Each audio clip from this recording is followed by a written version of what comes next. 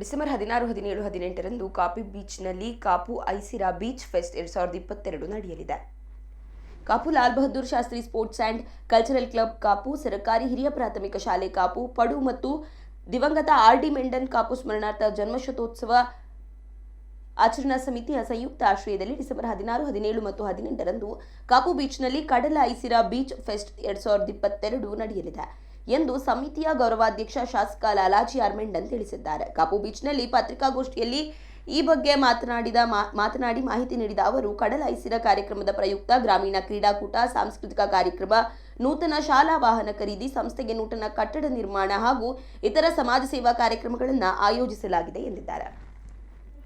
ಮೊದಲ ಆದ್ಯತೆಯನ್ನು ನಾವು ಕೊಟ್ಟಿದ್ದೇವೆ, ಅದನ್ನು ಈಗಾಗಲೇ ಫೈನಲ್ ಮಾಡಿ ಆಗಿದೆ ಅಂತ ಒಂದು ವ್ಯವಸ್ಥೆ ಕೂಡ ಇದೆ. ಜೊತೆಗೆ ವಿಶೇಷವಾಗಿ ನಮ್ಮ ಸ್ವಲ್ಪ ಚೆಂಡೆ ವಾದಕರಿಗೆ ಒಂದು ಸಮೂಹದ ಒಂದು ಗುಂಪಿಗೆ ಚೆಂಡೆ ವಾದ ಅಂತ ಒಂದು ಸ್ಪರ್ಧೆ ಕೂಡ ಇದೆ.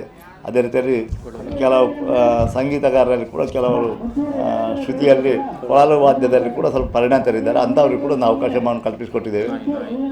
ಜೊತೆಗೆ ನಾವು ಹಿಂದೆ ಕೂಡ ನಮ್ಮ ಬೀಚ್ ಫೆಸ್ಟಿವಲಲ್ಲಿ ವಿಶೇಷವಾಗಿ ಸಾಕು ನಾಯಿಗಳ ಒಂದು ಸ್ಪರ್ಧೆಯನ್ನು ಇಟ್ಟಿದ್ದೇವೆ. ನಾವು ಬೇರೆ ಬೇರೆ ತಳಿಯ ಸುಮಾರು 20 ತಳಿಯ ನಾಯಿಗಳು ಒಂದು ಮೋರ್ ದೆನ್ 100ಕ್ಕಿಂತ ಹೆಚ್ಚಿನ ಸಂಖ್ಯೆಯಲ್ಲಿ ಕಳೆದ ಬಾರಿ ಭಾಗವಹಿಸಿದ್ದಾರೆ. ಈ ಬಾರಿ ಕೂಡ ಅಂಥದ್ದೇ ಒಂದು ಸ್ಪರ್ಧೆಯನ್ನು ಇಡಬೇಕಂತೇಳಿ ತುಂಬ ಜನರ ಬೇಡಿಕೆ ಇದೆ.